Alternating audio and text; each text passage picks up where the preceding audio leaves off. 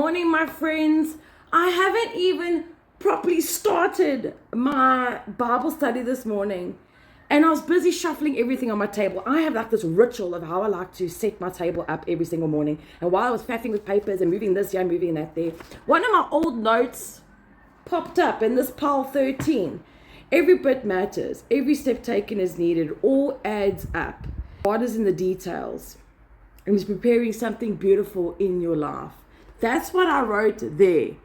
And as I looked at it, something popped into my head that said, but you've got to make a way for it.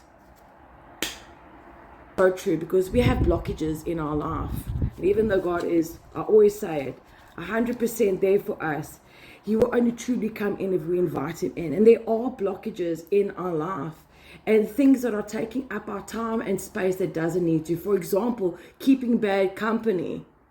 Spending that time with bad company when you could be spending it in prayer with the Lord, like when you make these realizations and stuff. But then I went further and wrote, making a way for the Lord. What's the 3 things or, points that they give you? Pray and seek Him. Absolutely. Keep the communication open. Regular communication with God through prayer aligns your heart with His will, and you can grow your understanding of His purpose of your life. Live by faith. Okay? Believe that God's blessings come through faith, not just good deeds, and trust that He is working in your life even when things are difficult. Absolutely. We can have doubts, and we can lean into that and give that so much energy, right? Why can't we rather just, in those moments, lean on our faith that everything will be okay? And that really stuck with me this morning, and actually the one main reason why I want to make this video was the 3rd point is maintain a thankful heart. Gratitude. My mom used to say, don't forget to give gratitude. Before you even ask the Lord for what you want, tell Him what you're thankful for. And when you're in the thick of your problems and you think, nothing good in life is happening, I'm not where I want to be.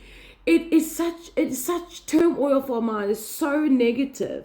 But when we actually take a minute and we give thanks and show gratitude for what we have, sight, health, our bodies that take us where we want to go, a roof over our head. We might be having mince every second night and toast, but it's food in our stomach. There is so much to be grateful for, and when you can recognize and count those blessings, it changes your perspective, and then you realize, hey, life is actually not bad. It could be a heck lot worse, but it's actually not bad considering how much I have, and still so much I'm asking for, that if it is right for us will come to us at the right time, because God's timing is the right timing. Look how much we actually have. Look how much we carry in our lives. My dogs, my family, my customers. There is so much to be thankful for.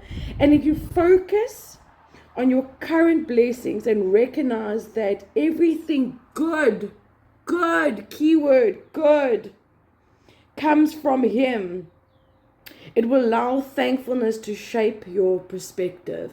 And I want to emphasize on good. I want to emphasize everything that comes from God is love, peace, joy. When bad things happen and people say, but why did that happen? Why did God allow that to happen? God has blessed us with free will. We make a lot of stupid choices in our life.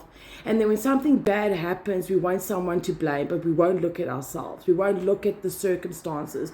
We just want to point the finger. And people say, but what? God's not doing nothing for me. God's not doing this. God is doing a lot more than you give Him credit for. And I can tell you something now, that devil is crying so lekker. He's sitting in the corner and he's laughing and pointing and saying, They're pointing the finger at God. They got him again. They think it's him. Meanwhile, it's me working behind the scenes, creeping and crawling. They're slithering in the gaps like a snake. And I want you guys to rebuke those thoughts. Rebuke them, because anything bad that comes from the choices that we make or circumstances out of our control, we've got to understand that it is not God that is penetrating this into our lives or into our minds to have these thoughts and make these decisions. Rebuke the devil. God is going to be that voice of reason, that gut feeling when you're like, oh, that person's not good, or getting into this car with this drunk person is not good. Those are the voices. He's the voice we need to hear and listen to. Because now we get in the car and something bad happens, or we invite the friend over and they drain our energy. Why didn't we listen? Why didn't we listen?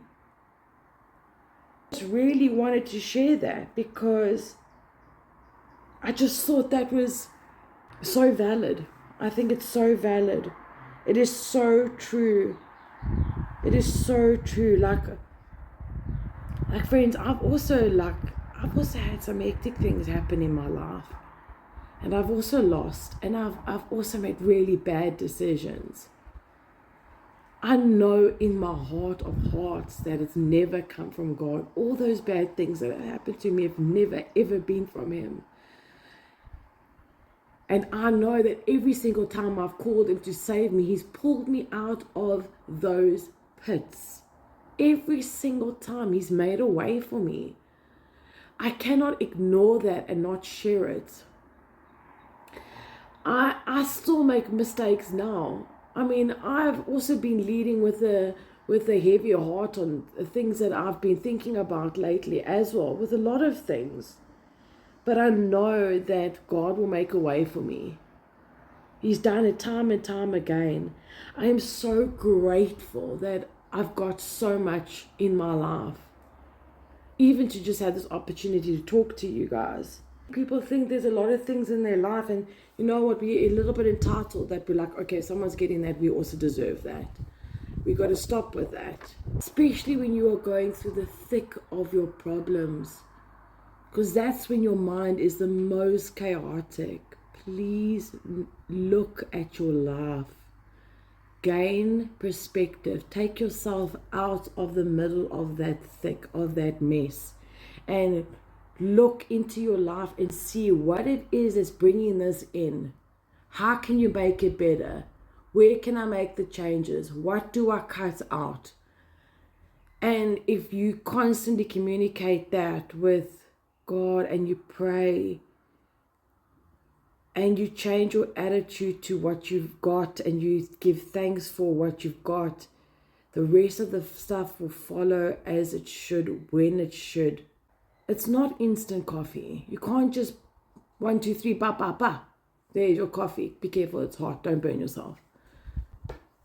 Good things take time. The more we pinpoint what's going on in our lives that's causing us stress and anxieties as well, and then choose to grow from it rather than fold into it, that is going to help our life. It's going to change the course and direction, pursue things. I just really thought that was worth sharing. Thankfulness to shape your perspective. I thought that is gold. That is gold. You reflect and you change your perspective on it. You know how to move forward from it. It's going to serve your life better purpose. But yeah, anyway, I can waffle on for days of our lives, so I better go. I love you. Bye. Bye.